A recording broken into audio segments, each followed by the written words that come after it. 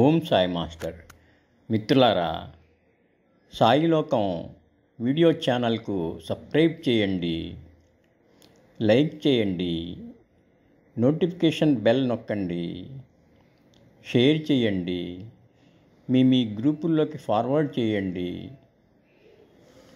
అని ప్రార్థిస్తూ ఉన్నాను. కామెంట్స్ కూడా చేయండి అని ప్రార్థిస్తూ ఉన్నాను. ఓం సమర్థ సద్గురు సాయినాథాయ నమః. బుధవారము 7వ రోజు పారాయణ.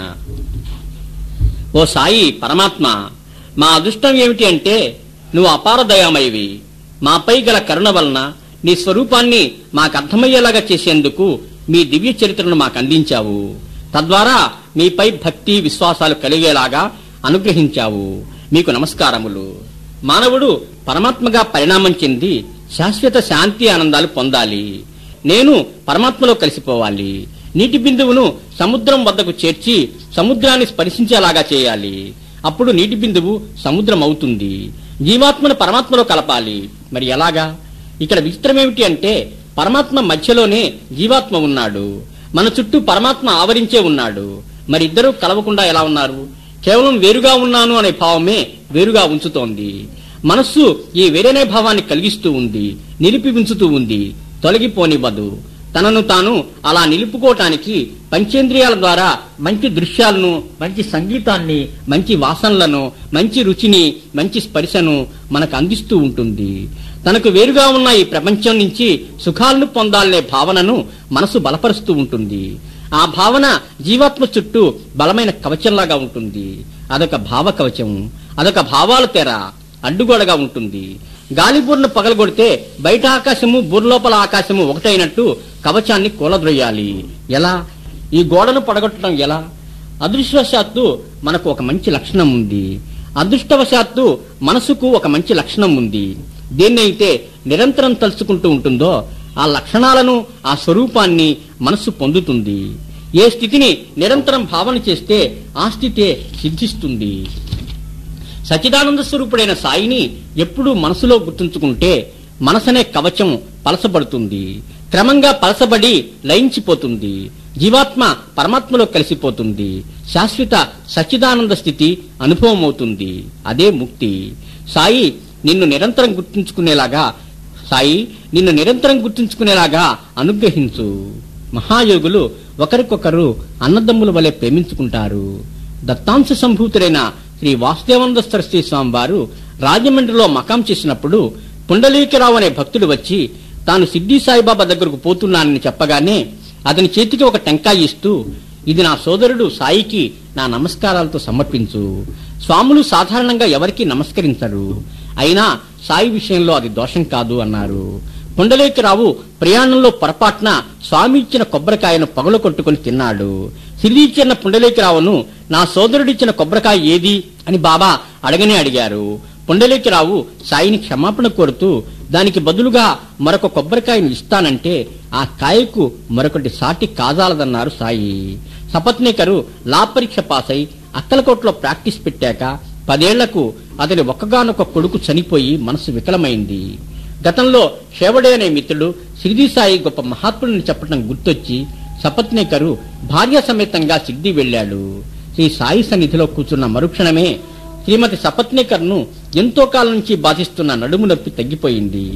శ్రీ సాయి సపత్నేకర్ను చూపుతూ, వీడు తన కొడుకును నేను చంపానని నిందిస్తూ ఉన్నాడు. ఈ మసీదుకు వచ్చి కూడా ఇంకా ఏడుస్తాడెందుకు? ఆ పోయిన బిడ్డనే తిరిగి వీడి గర్భంలో ఉంచుతాను అని అతని తలపైన హస్తముంచి ఆశీర్వదించారు.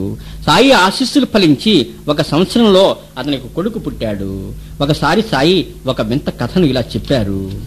ఒకరోజు ఉదయమే సాయి ఒక నది ఒడ్డున కూర్చుని ఉండగా ఒక బాటసారి వచ్చి ఆయన పక్కన కూర్చున్నాడు. ఇంతలో ఒక కప్ప పెద్దగా బెకబెకలాడటం వినిపిస్తే బాటసారి వెళ్లి చూచి వచ్చి ఒక పాము కప్పను మింగబోతోంది అని చెప్పాడు. శ్రీ సాయి, లేదు, అలా జరగనివ్వను, ఆ కప్పను కాపాడే బాధ్యత నాది అంటూ వాటి దగ్గరికి వెళ్లి, ఓ వీరభద్రప్ప, నీ శత్రువు చెన్నబసప్ప కప్ప జన్మ ఎత్తి పశ్చాత్తపట్టం లేదా? నీవు పాము జన్మ ఎత్తి కూడా ఇంకా వాడిపైన శత్రుత్వం వహించి ఉన్నావా? సిగ్గులేదా?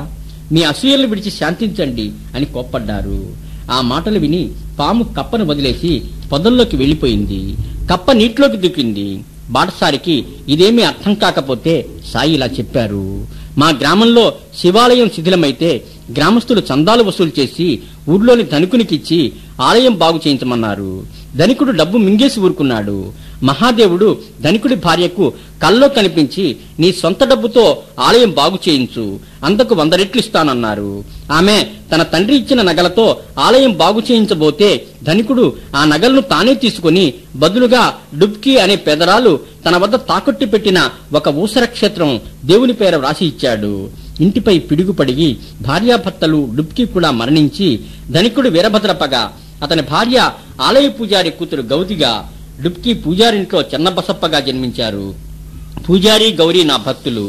నా సలహాపై గౌరిని వీరభద్రప్పకి వివాహం చేశాడు పూజారి. ఇలా ఉండగా ధరలు పెరిగి ఊసర క్షేత్రం 1,00,000 రూపాయలకు అమ్ముడుపోయింది. ఆ డబ్బు కోసం వీరభద్రప్ప చెన్నబసప్ప పేచీ పడ్డారు. వీరభద్రప్ప చెన్నబసప్పను ముక్కలు ముక్కలుగా నరుగుతాను అని బెదిరిస్తే చెన్నబసప్ప నా పాదాలను ఆశ్రయించాడు. నేనతనికి అభయం ఇచ్చాను. వారు చనిపోయి పాము కప్పలుగా జన్మించారు.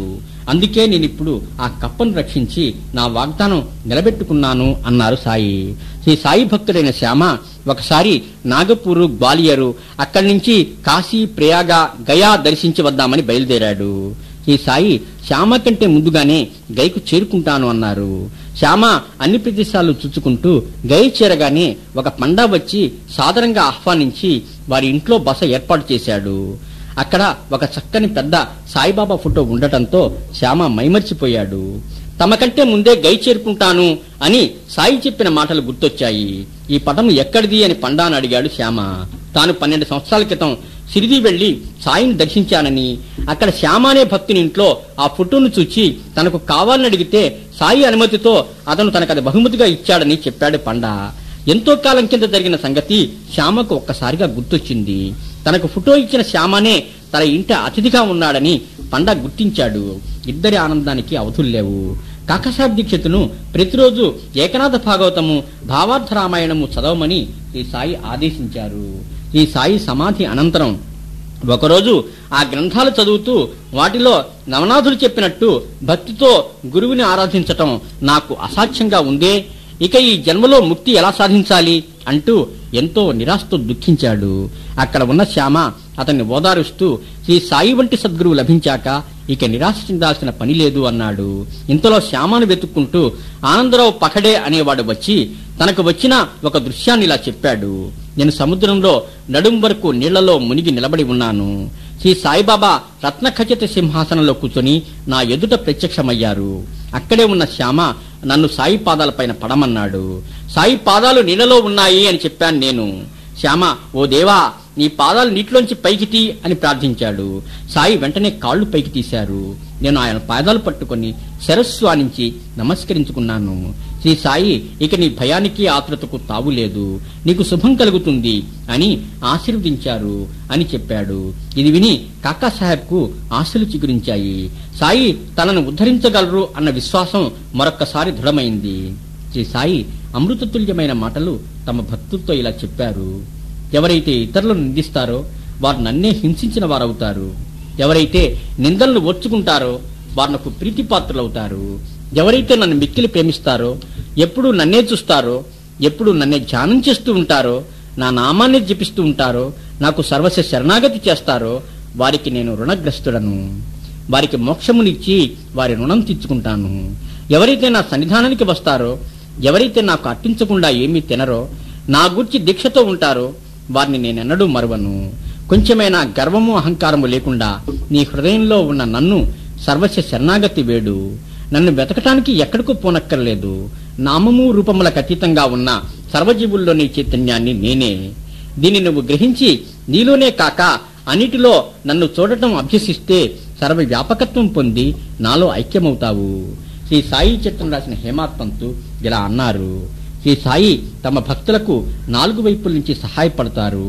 సర్వజీవులను ప్రేమించడం తప్ప వారు మరేమీ కోరరు.